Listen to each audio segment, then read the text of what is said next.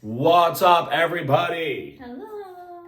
PJ and Marissa Braun in the house. Pregnancy update video with watermelon. Oh my God, why are we holding watermelon?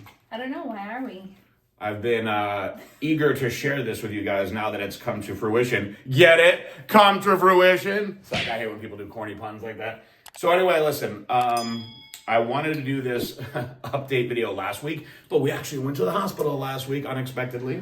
We were in the hospital, and then every other day that we were in the hospital, we had doctor's appointments. So, but here we are. It's been a wild ride these past few weeks, all due to the fact that Marissa's amniotic fluid has been very, very low.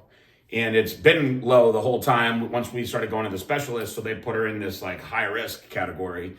And basically it got to the point where we went in for a checkup and the doctor was like, all right, well, you guys got to go to the hospital literally right now. And the thing is, I feel great. Everybody's like, it's very nice that they check in, but they're like, how do you feel? And I'm like, I feel great. If they didn't tell me that I had low fluid, I would have never known. Like, this pregnancy has been amazing. So when they both were like, we're going to send you to the hospital, we were like, what? What do you mean? We're like freaking out a little bit. Yeah, I was pretty nervous, and I haven't really been nervous at all about anything the whole time. I actually thought she handled it really well. She was very, very calm and collected. But I think because it's her, it makes me nervous. You know, I've been through all kinds of stuff. It takes a lot to stress me out, but I will say I was pretty damn nervous when we went to the hospital. So I also have faith in the doctors, though. They wouldn't steer us in the wrong direction, but it's still... Listen, it's like anything, you can prepare, but then when the time comes and you think it's happening, it's like, oh, make it stop. Hold on, what? Hold on.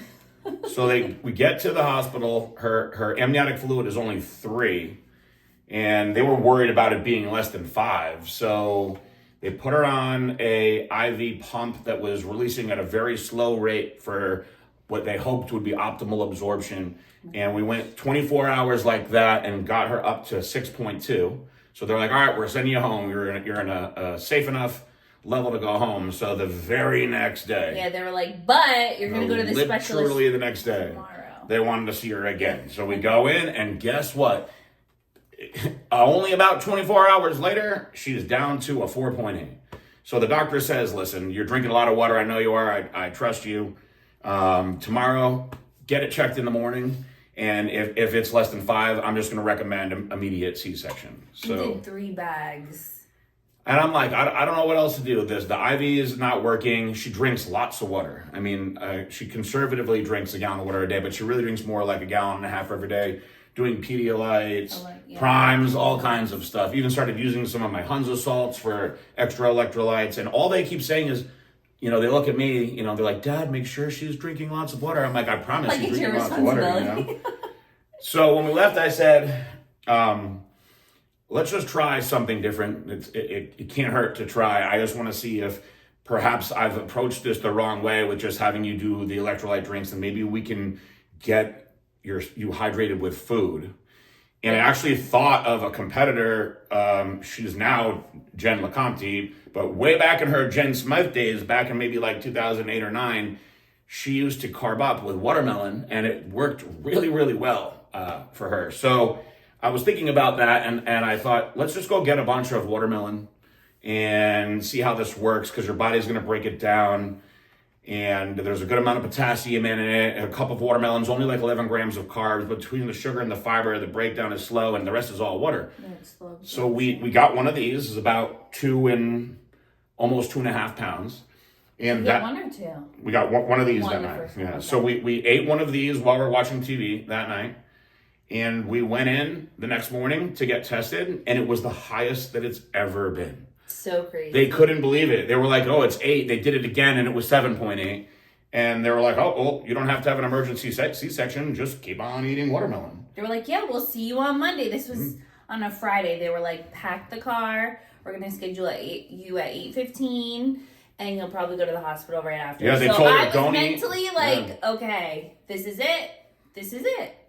And then when they told us that, we were so happy. And they're like, oh, we'll see you Monday. So the reason specifically that this has been such a big deal is because we have a baby that's breached, which means that his head is up here and his booty's down here.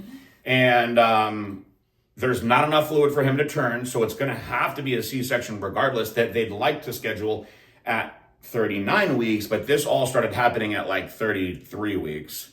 And so it's just been them not wanting us to have an emergency baby, but if it's low, the baby has to come out, they say. So now, after all this watermelon, we ate watermelon all weekend, went back in yesterday, and it's still 7.8. So they're like, oh, well, just keep on eating the watermelon and let's just keep pushing this thing back. So now we're on. Well, they're like, we'll see you every 2 days, which is, listen, it's fine. They have to monitor closely.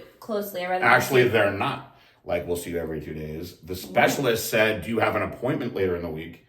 You said no. And she said, well, I'll see you on Friday. Well, they see between the specialist and the OBG, we have at least 2 doctor's appointments a week, if not 3. Yeah. So fortunately, I was prepared for the OBGYN to say we need to see her also. So we're going back in there tomorrow. But they've all said now to keep on eating watermelon, which I would have liked if they had told us something like this in the beginning. Every time I ask questions, why does this happen? They're like, oh, it's just the placenta is not performing properly. Just drink more water. That's all we got. So if anybody at home is going through something like this, similar with low amniotic fluid and they're scratching their heads, eat watermelon every day. Try the watermelon. Try it out. It's worked for us. We cracked the code on it. And her fluid, like I said, is the highest that it's been. Also, her ankles were retaining water, which is common during pregnancy. That actually stopped when she started eating the watermelon, which is very interesting also because the fluid is going where it's supposed to go. And then the women who do this for a living, they can even feel that there's fluid in there now. Yeah, you can feel it's not like as tight. Like before it was very tight and hard, and it's hard still, but there's like a little squishiness to it. You could tell there's a little bit more fluid. Yeah. How are you feeling? Tell them 37 weeks now. I feel so good, except with all the back and forths and everything, which obviously you can't help, but I feel really good. Do you have any symptoms? I've been having contractions, 3 to 4 contractions every hour. Tell them that you didn't even know that you were having contractions. No, but everybody's like, oh, what are they called? The Braxton's contractions. Yeah, they're like, oh, you would feel if you had a contraction. But then as of like 3 days ago, they gotten a little bit more like crampy, but nothing crazy, thank God. Yeah, so we made it to the 37-week mark, which is awesome because that was the minimum they really wanted to get to, and it looks now like it'll be smooth sailing till 39 weeks minus the repeated fluid checks. But like I said, it is right there. That watermelon in you. Have one. Get that watermelon in you. Yeah. Also, we're going to do some collard greens and fried chicken after. Just kidding. Don't go that way with it. Come on. But seriously, the watermelon for the win, baby. What? All right, there we go. Pregnancy update, 37 weeks.